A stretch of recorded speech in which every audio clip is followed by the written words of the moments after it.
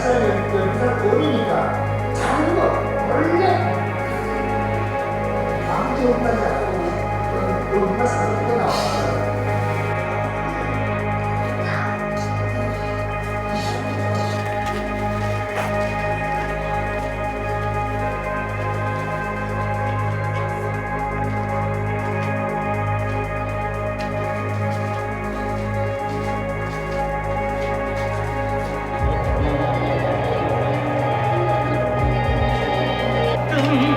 바꿔서 살아갈 강들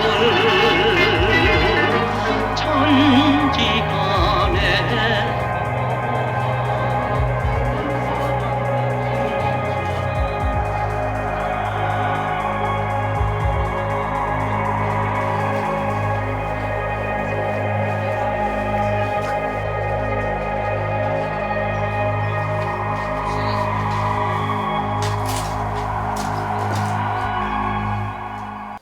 진짜 그거다. 아 진짜 가오. 아 추운 지역이어가지고 아니 요즘에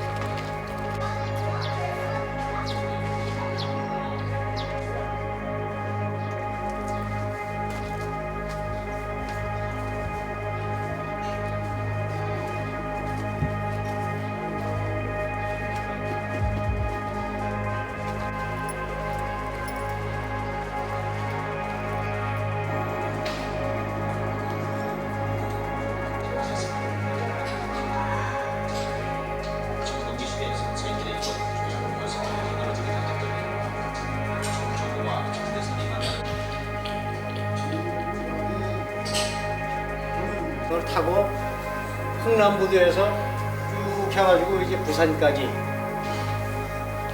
중간에 이제 초기에는 이제 묵호, 포항, 부산 이쪽으로 오는데 이쪽에 그 사람들을 수용할 데가 없어가지고 그래가지고 대부분이 부산으로 왔다가 부산에서 또 수용이 잘 안 되니까 거제도까지 갑니다.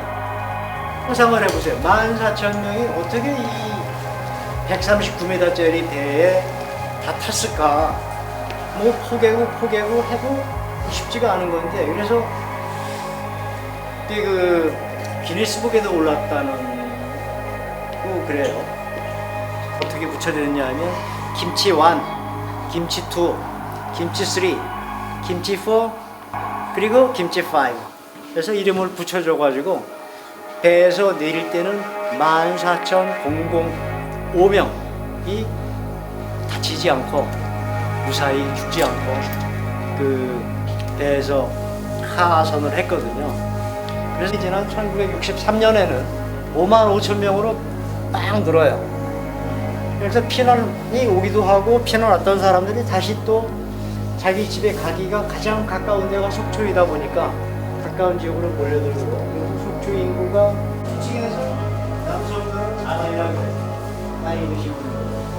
그 반대성의 이름은 아마이, 그 아바이 순대 파는 집 이런 상호들이 많거든요. 그래서 그 순대가 뭐 이렇게 그 이 함경도식으로 이것저것 많이 집어넣고 또 명태 안에 그 명태 속에 이런저런 함경도식 음식들을 많이 집어넣고 그래가지고 함경도 음식이 그 가자미 식혜라든지 이런 순대라든지 뭐 젓갈 특히 젓갈이라든지 이런 것들이 그 대표적으로 함경도 음식이고 또 함흥냉면이 있잖아요. 함흥냉면 더더군다나 대표적인 이북 음식입니다.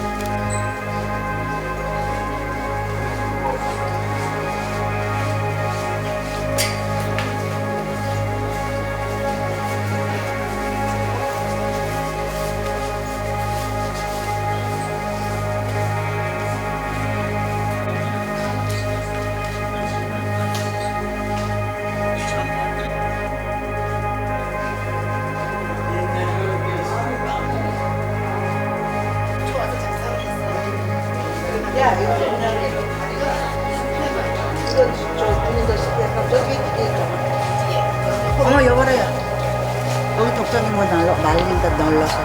오징어 덕장이다.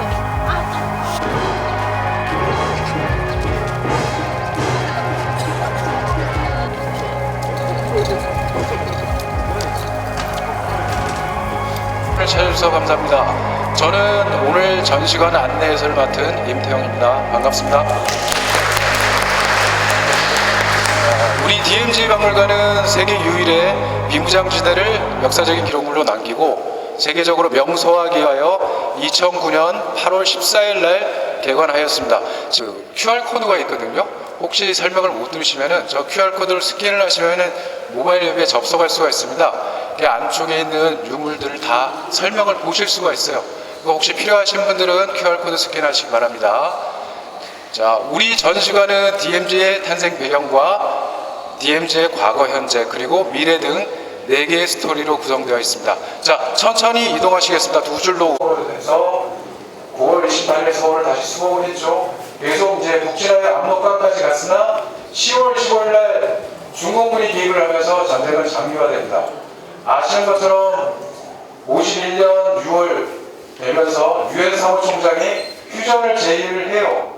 그리고 51년 7월 바로 1차 정전회담을 시작하게 됩니다. 여기 보시는 것처럼 2년 동안 정전회담을 해요. 이 우리나라 전쟁은 결국 아쉽다는 표현이 좀 그렇지만은 53년 7월 27일 정전협정을 맺게 됩니다. 전쟁은 3월 1, 2월 동안이란 장기간이었어요. 여기 오른쪽에 보시면은 정전협정서가 원래는 한글, 영어, 중국어로 되어 있는데 여기에 지금 중국어가 빠져 있습니다. 건물의 무장해제, 그리고 유엔 총선기가 유엔 감시하에 총선거를 이제 주장을 했죠. 그래서 결론적으로는 휴전 협정을 반대했습니다. 그래서 중심부에서 북쪽으로 2km, 남쪽으로 2km. 그러니까 이 4km 구간이 DMZ 구역이에요. 그래서 이 구역 내에서도 5에서 20km 정도 떨어진 이 노란색 선이 민간 통제 한계선, 그러니까 민통선이 일명. 그러니까 여러분은 현재 민통선 안에 계신 거예요. 그러니까 DMZ는 여기 서쪽서부터 동쪽까지 155마일이라고 많이 들어봤죠. 248km, 남북으로 4km. 이 DMZ 구역은 군대나 군사시설이 없고 무기가 없는 군사적인 완충지대입니다. 그렇게 만들어놨어요. 그런데 6.25 전사자 유해 발굴 유품들이 전시되어 있는 곳입니다. 안쪽으로 들어오시겠습니다. 안쪽으로 쭉쭉 오시길 자세히 봐야 돼요. 자세히. 여기 보이시는 사진하고 여기 편지가 있어요. 이것은 뭐냐면 6.25 전쟁 때 전사한 임춘수 소령의 유품입니다. 이 유품들, 저 편지와 사진 등은 실제 유가족들이 가지고 있는 유품을 저희가 받은 거예요. 이건 뭐냐면 당시 51년, 그러니까 51년 7월 이분은 양구에서 만 36세의 나이로 전사하게 됩니다.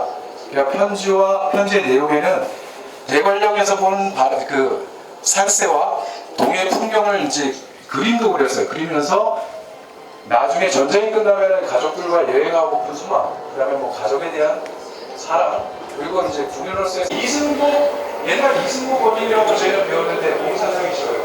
들어보신 분 있어요? 그게 저기 울진 삼척지구 저쪽에서 혹시 들어보셨죠? 쭉 들어오세요. 보면은 북쪽하고 남쪽하고 경계가 확실하게 구분이 돼 있잖아요. 근데 이 사건을 계기로 해서 확실하게 구분이 된 겁니다. 그 전에는 애매한 경계였어요. 뭐냐면 판문점 도끼만행 사건. 여기 보시는 것처럼 76년 8월에 판문점 공동경비구역 유엔군 남쪽 제3초소 앞에서 미루나무 가지가 이제 너무 많아서 시야가 확보되지 않는다 해서 가지치기 작업 중 북한군 31명이 미리 준비한 도끼와 사망실을 휘둘러서 미군 장교 2명이 살해가 됩니다. 그리고 우리나라 병사가 다수 다치죠. 이 사건을 계기로 해서 미루나무는 철거가 되어 잘라지고 그 다음에 애매한 경계 대신 확실한 콘크리트로 이제 경계가 세워지고 경계 밖에 있던 초소들이 철거되었어요.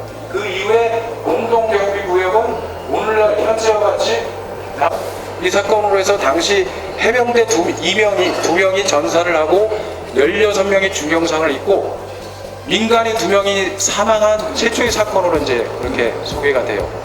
그리고 옆에 여기 보이시는 것이 연평도 포격 때 사용된 122mm 방사포 포탄 추진체입니다. 이게 실제. 이 방사포 특징은 한 곳에 집중적으로 넓은 곳에 한 번에 포격할 수 있는 장점이 있고 은폐협회가 가능하다는 장점이 있어요. 근데 단점은 뭐냐면은 정확도가 좀 떨어진다고 합니다. 근데 최근 뉴스에는 뭐 정확도를 많이 높였다고 그러는데 하여튼 그렇습니다. 예. 이쪽 전에는 8.15 광복 이후에는 이게 북한 땅이었어요. 철원이. 가운데 보이시는 게 노동당사고 뭐 옆에 연사무소 있고 경찰서도 있어요. 철원에 노동당사 혹시 보신 분 계세요? 요즘 안보관광지로 뭐 이렇게 하는데 근데 실제 가보면은 볼 수가 없어요. 거기 그 건물이 무너질 지경이라서 좀 천막을 쳐놓고 못 보게 합니다. 그리고 이제 이것들 지령받은 극비 사업과 주변 지역 주민들의 동향사처럼 물론 대남 공작을 주도했던 북한의 정부에서 북한의 중부 지역의 중요한 업무를 관장했던 곳이에요.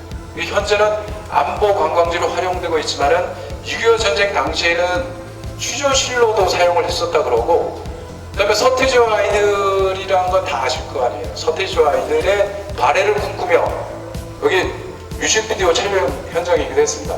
여기 그 난간에 올라가서 뭐 깃발을 이렇게 막 흔드는 영상도 있어요.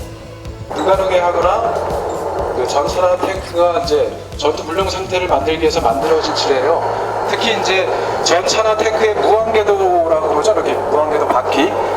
그거를 폭파하기 위한 목적으로 만들어졌고, 반면에 대인지뢰는 효과적으로 적의 접근을 차단할 수 있고 비용이 적게 들어서 대량 생산이 가능하다고 합니다. 좌측 맨 끝에 자그마한 거 보이죠? M14 대인지뢰라고 맨 끝에.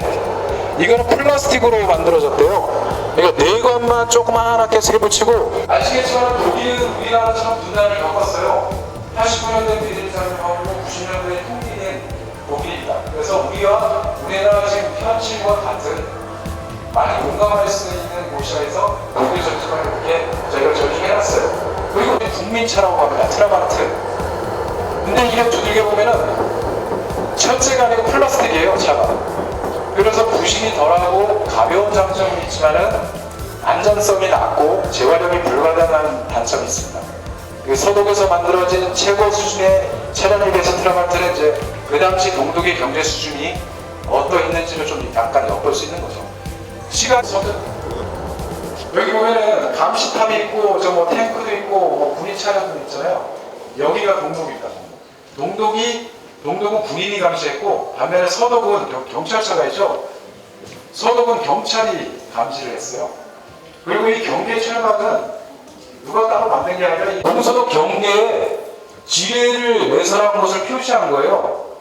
이게 길이가 1393km에 달한다고 합니다. 그러니까 우리나라 서울에서 부산까지 한 400km 된다잖아요. 이게 3배 이상 길이가 다 지뢰가 배설된 거예요, 경계에. 일부 베를린과 이제 뭐 지역을 빼고 다 지뢰. 처음에는 저희가 DMZ를 이무장지대 주변 지역을 5,000분의 1로 축소해서 지역 모형도를 이렇게 만들었어요. 아까 설명드렸던 4km 구간, 그 다음에 저쪽 서쪽에서 동쪽까지 248km가 DMZ 구역입니다. 그리고 여기 가운데 여기 노란 표지판이 있죠. 이것은 군사분계선 표지판이에요. 이것은 서쪽부터 동쪽 강원도 고성군 명호리까지 1292개나 된다고 합니다. 200m 간격씩 설치를 했는데 오랜 세월 동안 이제 관리 소홀과 홍수로 인한 유실로 많이 없어지고 일부 지형도 많이 바뀌었다고 합니다. 이 분계선 그 표지판을 보시면 노란색이에요. 황색. 남쪽에서는 한글과 영어로 표기를 했고 북쪽에서는 한글과 한자로 표기를 했다고 합니다. 그리고 이들을 전시해 있고, 뒤쪽에 보시면은 DMZ에서 서식하고 있는 야생 동물들을 이렇게 전시해 놨습니다. DMZ는 사례는 천연기념물이 사양동물, 수달, 추리고기, 그다음에 사람이 이것도 일명 남북 합작단이 승리도라고 그러는데 천안이 북한 땅이었을 때 김일성이 이쪽 절반을 러시아식으로 만들었어요. 아니면 6.25 전쟁 당시 한탄도를 건너서 국제했던 올 박성희 대장이 중국 국경을 빌려서 이름을 붙였다. 왜냐하면 모든 동식물들이 오랜 시간 동안 환경이 변화에 의해서 변하게 돼 있는데 이 사냥만큼은 변함이 없대요. 그래서 사냥에 살아있는 화석이라고 부릅니다. 자, 합성기가 있습니다. 저거는 실제로 저희가 지금 사용하고 있는 건 아니고 우리나라 국내에서 여태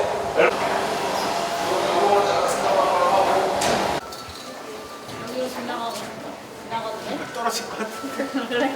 나갈게. 자, 안쪽으로 들어오세요. 안쪽으로 들어오십시오. 외국 심리적으로 많이 쓰였는데요. 6.25 전쟁 동안 약 1000여 종이 살포가 되었다고 합니다. 그 양이 모두 한 28억 장 정도. 비닐의 인쇄예요. 비닐에.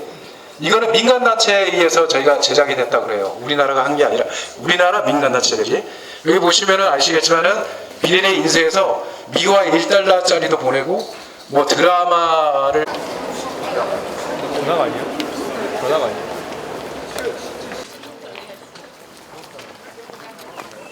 힘 들어가 주십시오. 같이.